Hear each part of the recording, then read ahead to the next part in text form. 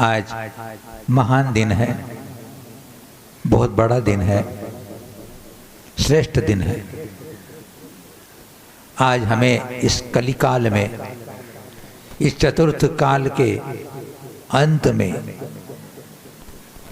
पंचम काल के लगते लगते गुरु की प्राप्ति हुई थी। गुरु अगर नहीं हो तो हमें मोक्ष मार्ग कौन दिखाएगा?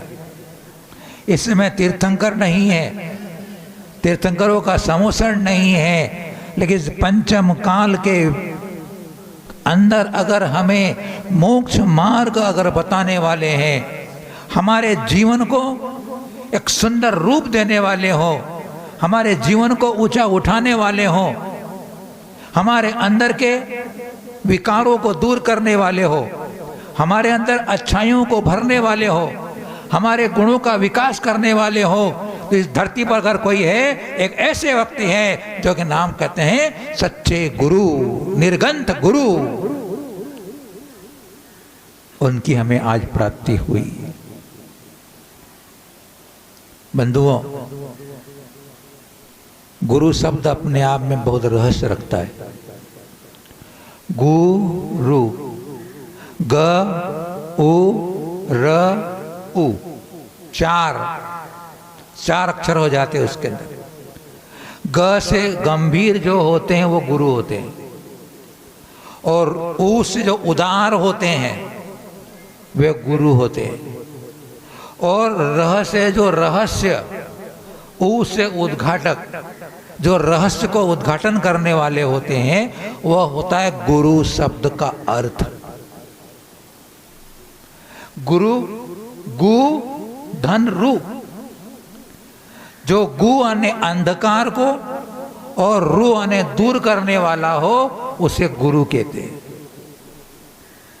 अर्थात हमारी आत्मा में अनादिकालीन जो अज्ञान रूपी अंधकार है, मोह रूपी अंधियारा छाया हुआ है, उस अंधकार को दूर करने के लिए एक टिमटिमाता अगर हेलोजन के समान अगर कोई दीपक हो तो वो कौन होगा? वह 2 अक्षर वाला गुरु होगा, जो सारे 3 लोक से भारी है। अगर तराजू के परड़े में अगर 3 लोक को रख दें और एक तरफ गुरु शब्द को रख दें, तो गुरु शब्द इतना भारी है कि परड़ा नीचे झुक जाएगा और 3 लोक वाला परड़ा ऊपर चला जाएगा। विचार करो आप, गुरु के इतना महत्व होता है। गुरु का अर्थ होता है जो भारी हो। गुरु बोलते ना, बहुत गुरु है, बोले हल्का और भारी, गुरु और लघु। गुरु अर्थात जो गुणों में भारी हो उसे गुरु कहते हैं। गुरु कु अने जिनकी एक एक रू गंभीर हो उसे गुरु कहते हैं। एक एक रू जिसकी गंभीर हो उसे गुरु कहते हैं। किसी भी संप्रदाय में चले जाओ, किसी भी मजहब में चले जाओ, किसी भी धर्म में चले जाओ, किसी भी संप्रदाय में चले जाओ, सब जगह आपको क्या मिलेगा? गुरु मिलेगा। गुरु बिन सब सुना। अगर आपके जीवन में अगर आपने गुरु नहीं बनाया तो आपका जीवन सुना है, आपका जीवन अंधेरे में है। इसलिए गुरु की उंगली पकड़ के चलो। बंदरिया होती अपने बच्चों को कैसे सीने से लगाकर चलती है, तुम भी ऐसी गुरु की उंगली पकड़ करके चलो, छोड़ो मत। क्योंकि गुरु ही तुम्हें सच्चा राह दिखाएंगे, गुरु तुम्हें सच्ची मंजिल दिखाएंगे। याद करेंगे हम 1993 का वर्ष, जब आचार्य श्री वर्तमान सागर जी महाराज श्रवण बेगोला में महामस्तकाभिषेक संपन्न करने के लिए गुजरात से दक्षिण भारत की ओर विहार कर रहे थे।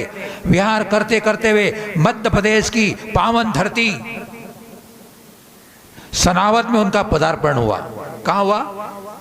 सनावद। जानते आप लोग सनावद नगरी को? कौन नहीं जानता? मुझे हाथ खड़ा करें। हैं? सनावद की धरती पदार्पण हुआ, उनका जन्म स्थान भी वही था। 26 वर्ष के बाद दीक्षा लेने के 26 वर्ष के बाद आचार्य श्री अपने जन्म नगर में आए थे। क्या नगरी सजाई थी, क्या धूमधाम से प्रवेश कराया था, न भूतो न भविष्यति, इतिहास के स्वर्णिम अक्षरों में लिखा हुआ है। सिर्फ आचार्य श्री वहां 11 दिन सनावद में रहे। कितने दिन? और हम इतने दुर्भाग्यशाली रहे कि हमने उनके जीवन में कभी दर्शन ही नहीं किए थे, कभी उनके दर्शन नहीं किए थे हमने। यूं भी हम बहुत कम धर्म से जुड़े हुए थे, ज़्यादा नहीं जुड़े हुए थे धर्म से। गुरुजन आते तो कभी कभी उनके पास चले जाते थे, लेकिन जब उनके पहली बार दर्शन किए और दर्शन करने से उनकी ऐसी हमारे पे दृष्टि पड़ी, ऐसी कृपा बरसी, ऐसी अनुभूति हुई, मानो कि मन में ऐसा लगा कि अपना जीवन इनके चरणों में समर्पित कर देना चाहिए। ऐसा उनका तेज, ऐसा उनका ओज। जिन्होंने मैं कभी मुझे जीवन में नहीं देखा, उन्होंने मुझे देखते से कहा, क्या तू धीरेन्द्र का भाई है? हमारे बड़े भाई का नाम धीरेन्द्र है, वो साथ में पढ़े हुए थे। तो क्या धीरेन्द्र का भाई है? उन्होंने मुझे मेरे चेहरे को देखकर बोल दिया, मैंने ये तो अंतर्यामी है, ये तो अंतर्यामी है, अवधि ज्ञानी है, लगता है बहुत तपस्वी है, ये तो बहुत ज्ञानी है, बहुत चरित्रवान है ये। मन लग गया, मन धंधे पानी में लगे थे, सब तरह के काम धंधे में लगे थे, सब तरह के, समझते आप लोग, सब तरह के काम है। लेकिन 11 दिन उनके चरणों में जाना, उनके आहार में जाना, उनके प्रवचन सुनना, उनकी वैयावृत्ति करना, भाग गए मेरे को।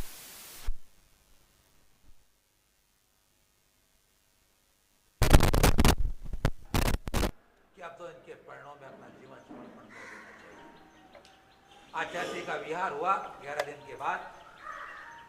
पूरी भरी पूरी दुकान, अच्छा धंधा व्यापार चल रहा है, 1 ग्रेड का। भाई को बोला, 4 नंबर के भाई को, 5 भाई थे हम, 5 भैया लोग, 4 नंबर के भाई को बोला, मैं भी 4-5 दिन महान को छोड़ के आता हूँ, फिर तूने छोड़ने चले जा, जैसे आप लोग छोड़ने जाते हैं। तो बोले ठीक है, तू चले जा छोड़ने के लिए। मैंने कहा और क्या काम बढ़िया हो। बस उनको छोड़ने गए और असीगढ़ में जाकर के, खंडवा के पास असीगढ़ नाम सुना कभी आपको, हिल स्टेशन है, वहाँ जाकर के उनको हमें आपके नाम से आहार दे दिया। तो पहले जीवन आहार दे देते थे हम लोग, सूर्य का त्याग कराते थे। अब उन तो सब काम धंधे में लगे, तो सूर्य का त्याग कर दिया और फिर उनके साथ चरणों में सेवा में लग गए। कमंडल उठाना, पूजा अभिषेक की तैयारी करना, चौकी में जाना, चौकी की व्यवस्था करना, विहार चल रहा था स्वर्ण बगुला के लिए। और जो वात्सल्य दिया गुरुवर ने, जो स्नेह दिया, जो प्यार दिया, उनको हम शब्दों से बखान नहीं कर सकते, उन्हें गुणों का गुणानुवाद नहीं कर सकते, उनके उपकारों को गिना नहीं सकते। हमारे खून का एक एक कचरा भी उनके उपकारों को चुका नहीं सकता है।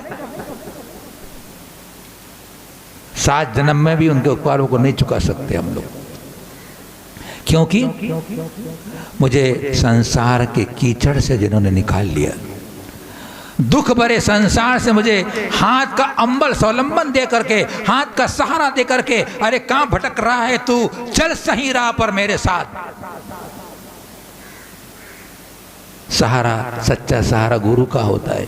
भाई धोखा दे सकता है, पिता आपको किसी प्रकार छोड़ सकता है, माता तुम्हारे साथ दगा कर सकती है, लेकिन गुरु, सच्चे गुरु जो होते हैं, कभी किसी भी भक्त का, किसी भी श्रद्धालु का दिल नहीं तोड़ते हैं, उन्हें अच्छी सही राह देते हैं, सही मार्गदर्शन देते हैं और उसे मोक्ष और सच्चे सुख के मार्ग पर लगा देते हैं। ऐसे गुरुवर का हाथ पकड़ लिया आचार्य श्री वर्तमान सागर जी महाराज का।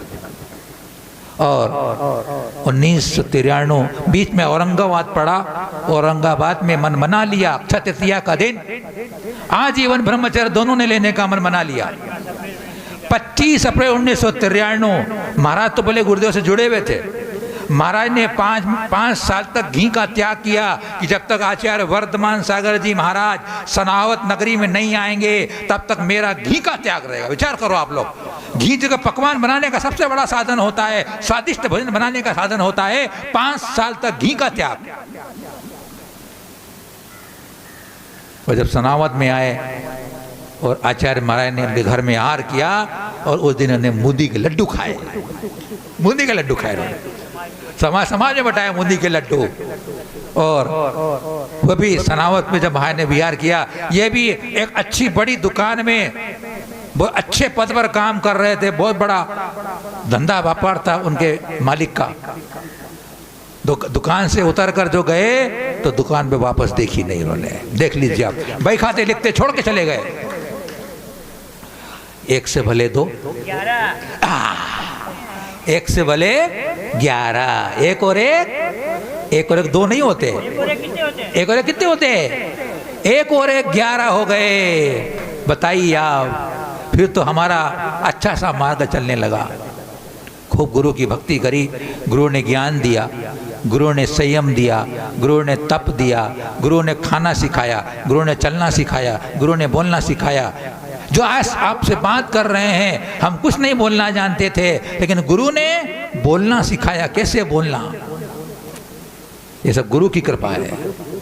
तो बंधुओं, गुरु पूर्णिमा का दिन अगर गौतम जैसे महान ज्ञानी अगर हमें नहीं मिलते, भगवान महावीर स्वामी का शिष्यत्व प्राप्त किया, शिष्य बिना कल्याण, शिष्य तो बनना होगा। कोई एक फैमिली गुरु जरूर बनाए आप लोग। क्या करना आपको? एक फैमिली गुरु। महाराज ने बताया ना, गुरु सभी अपने लिए हैं, लेकिन एक फैमिली गुरु हो जिनको अपने दुख सुख सुना सकें, जिनसे मार्गदर्शन ले सकें, जिनसे कोई भी अपने दिल की बात कह सकें। इसलिए एक गुरु, फैमिली गुरु बनाए। जब भी कभी हो, साल में एक बार उनके चरणों में जाना, उनकी ऊर्जा लेके जाना। गुरु चार्जर होते हैं। आपका मोबाइल डिस्चार्ज हो जाता है तो क्या करते हैं आप लोग?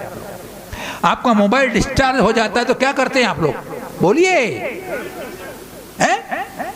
चार्ज कर देते हैं। 1 साल में या 6 महीने में आपकी जिंदगी डिस्चार्ज हो जाए तो गुरु के जो फैमिली गुरु है, उनके चरणों को, रथ को, 5 चरणों को छू लेना, उनकी चरण रथ को माथे पे लगा लेना, तुम्हारी जिंदगी फिर वापस चार्ज हो जाएगी, फिर चार्ज हो जाएगी, फिर आप पावर में आ जाओगे। जो काम सोचोगे पूरे हो जाएंगे, रुके काम चालू हो जाएंगे, चालू काम दौड़ने लग जाएंगे। गुरु कृपा, क्या कहा? मोक्ष मूलम गुरु कृपा। अरे एक भील ने, एकलव्य ने क्या किया? धनुर्विद्या प्राप्त करने के लिए, क्योंकि गुरु के बिना कोई विद्या नहीं आती, स्मरण रखना। अध्यात्म विद्या अगर आपको सीखना है, निर्गंत गुरु के चरणों में आना होगा। और जब तक आप अध्यात्म विद्या को, अपनी आत्म स्वभाव को नहीं जानोगे, आत्म स्वरूप को नहीं पहचानोगे, 3 काल में सुख नहीं प्राप्त कर सकते। लेकिन गुरु स्वयं आत्मा की अनुभूति करते हैं, आत्मा का स्वाद लेते हैं, अंतर की यात्रा करते हैं, आत्मा का परिचय करते हैं, और वह गुरु को वह विद्या देते हैं। जो जिस विद्या को जानता है वो दे सकता है ना। आप व्यापारी लोग हो, आप जो धंधा करते हैं, उस धंधे के जितने गुरु होते हैं, किसको बताते हो? जो आपके पास आता है उसको दिखाते हो आप गुरु। जो गुरु दिखाते हैं वो गुरु होते हैं। समझ में आ रहा है कि नहीं आ रहा है? आ रहा है। तो एकलव्य जिससे धनुर्विद्या प्राप्त करनी है, बिना गुरु के कोई विद्या नहीं आती है। साक्षात गुरु नहीं मिले। क्या किया बता मुझे आप लोग? एकलव्य ने क्या किया? गुरु द्रोणाचार्य की मूर्ति बना करके, उसमें गुरु को स्थापित करके, गुरु की छवि देख करके, उसे अपने हृदय में विराजमान करके और पुरुषार्थ किया, उसने साधना की। और वो एकलव्य कौन सी विद्या? वो कौन सी विद्या जी? शब्द भेदी विद्या भी सीख गया, जो कि सिर्फ गुरु द्रोणाचार्य जानते थे और अर्जुन को जिन्हें सिखा चुका था। इधर से आवाज आए, उनका बाण उधर जाता है, उसका बाण बिना देखे जिधर आवाज चल रही है, आवाज हो रही है, उधर बाण चलाए तो उनको लग जाए। सप्त भेदी विद्या। तो बंधुओं, जीवन के यात्रा में सच्चे मित्र का किरदार अदा करते हैं गुरुवर। जीवन में सच्चे साथी की तरह होते हैं गुरुवर। एक बहता हुआ स्वच्छ जल का झरना होता है गुरुवर। सोई हुई चेतना को जगाता है गुरुवर। गुरु का संगीत जीवन में आनंद देता है। गुरु की लो हमारे बुझे दीपक को जला देती है। गुरु शांत होता है, गुरु शीतल होता है, गुरु सत्य और सौरभ से भरा होता है, गुरु कुंभकार होता है, गुरु शिल्पी होता है। हम पत्थर थे, हम सब पत्थर थे, ठोकरें खा रहे थे, लेकिन गुरु ने हमारे अंदर जो दोष थे, कमियां थी, उन सबको छाड़ दिया और एक मूर्ति बनाकर आपके सामने रख दिया। ये गुरु की कृपा होती है। तो बंधुओं, आज किस मंगल अवसर पर गुरुवर के श्री चरणों में अनन्य अनन्य नमोस्तु का निवेदन करते हुए परोक्ष रूप से उनके चरणों में विनयांजलि अर्पित करते गए गुरुवरदेव, आपका वह आशीर्वाद, आपकी वह अनुकंपा, आपका वह वात्सल्य सदा हमारे ऊपर बना रहे और हम आपकी पूरे जीवन भर तक आपकी चरणों की सेवा करते रहे। इन्हीं मंगल भावनाओं के साथ बोले गुरुवर आचार्य श्री वर्धमान सागर जी महाराज की सबको क्षमा, सबसे क्षमा।